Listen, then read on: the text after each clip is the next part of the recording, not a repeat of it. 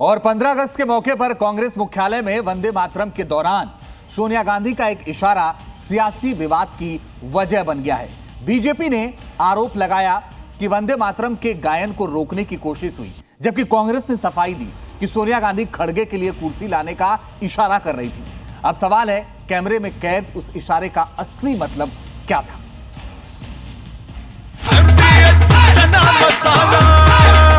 अब छोलिया हो या लोबिया, सफेद चने या काले चने, सब कुछ मजेदार बने। MDH।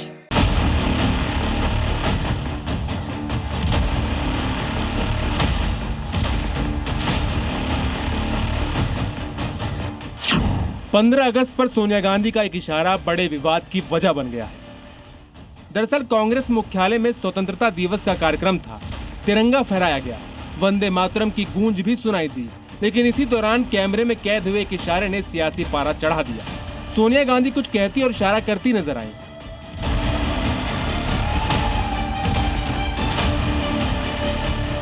बीजेपी ने इन्हीं इशारों को मुद्दा बनाया और आरोप लगा कि कांग्रेस मुख्यालय में पूरे वंदे मातरम के गायन को रोकने की कोशिश हुई।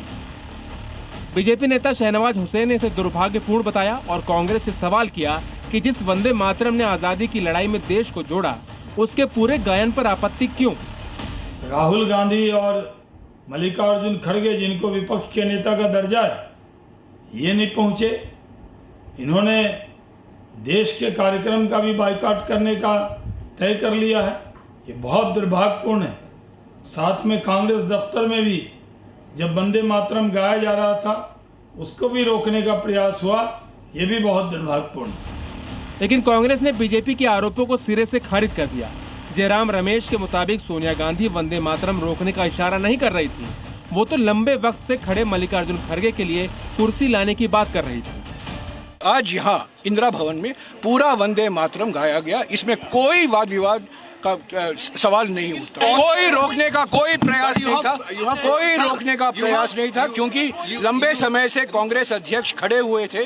सोनिया जी कह रही थी उनके लिए कुर्सी लाके रख दो।